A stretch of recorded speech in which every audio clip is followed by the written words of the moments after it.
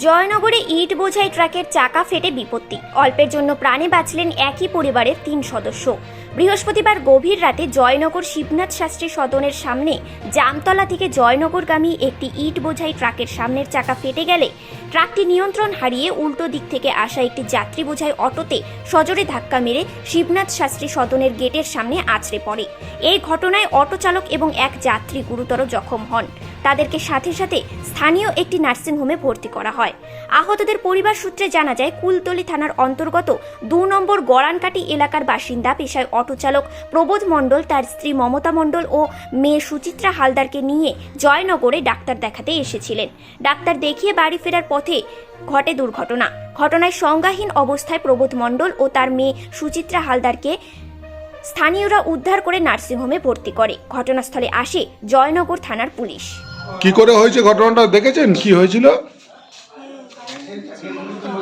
বাবার মা ছিলাম, হ্যাঁ, থাকার পর গাড়ি অ্যাকচুয়ালি টায়ার বাস্ট করেছে, করে এসে ধাক্কা মেরেছে পুরো গাড়ির গায়ে। আপনারা ছিটকে পড়েছেন সব? পুরো গাড়ির পুরো রড ছিল না, বড় বাবার তো পুরো একদম পুরো লেগে পুরো মাথায় রাস্তা ভেঙে ঢুকে গেছে। আপনার নাম কি? সুচিত্রা হালদার, কোথায় বাড়ি আপনাদের? ভগবতীপুর।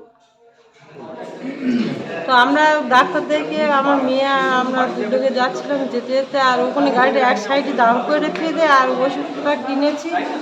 তা টাকা কম ছিল তো বলে ও বাবা বলে টাকা ওষুধগুলো সব নিয়ে নেই বলে আমরা কথা বলছি, ও গাড়ি দাঁড় করানো আছে। আর কথা বলতে যে হঠাৎ ওই লরিটা এসে মাত্র ওই গাড়িটা বাস্ট হয়ে এসে মাত্র ধাক্কা মেরেছে। আপনাদের অটোয় ধাক্কা মেরেছে? আচ্ছা, আপনারা কোথা থেকে এসেছিলেন? আমরা ২ নম্বর গনঘাটি, আপনি বলুন। ওই ২ নম্বর গনঘাটি থেকে কুলতলি থানার কাছে। ওখান থেকে আসার পরে তারপরে আমার মেয়ে নিয়ে ডাক্তার দেখাতে এসেছি। আমার মেয়ের বাড়ি ওই মথুরাপুর। কি নাম আপনার? আমার নাম মমতা মণ্ডল। ঘটেছিল অ্যাকচুয়ালি আজকের সন্ধ্যা ৬:৩০ নাগাদ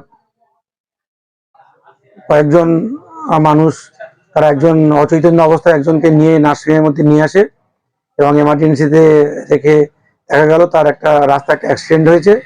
একটা ইট বোঝাই লরির সামনের চাকা বাস্ট করে একটা অটোতে ধাক্কা মারে এবং সেই অটোর ড্রাইভার যারা তার মেয়ে এবং সে ইনজিওর্ড হয়েছে এবং তাকে অচৈতন্য অবস্থায় নার্সিংহোমে আনে।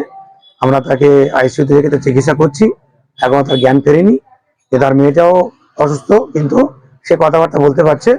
তো যে ধরনের দুর্ঘটনা ঘটেছে সেটা আরো বড় দুর্ঘটনা ঘটতে পারত। কি অবস্থা এখন? পেশেন্ট দুটো কি অবস্থা? ছেলেটি, যে লোকটির অটো ড্রাইভার, সে নিজেই অসুস্থ হয়ে গেছে। সে এখনো পর্যন্ত অজ্ঞান অবস্থায় রয়েছে, কোনো কথাবার্তা বলতে পারছে না। তবে তার মেয়েটি একটু সুস্থ আছে, কথাবার্তা বলতে পারছে। দেখা যাক, এই রাতটুকু আমরা অবজারভেশনে রাখবো এবং আইসিইউতে রাখা আছে। আপনারা দেখছেন নিউজ প্রাইম টাইমস। সঙ্গে থাকুন এবং দেখতে থাকুন নিউজ প্রাইম টাইমস।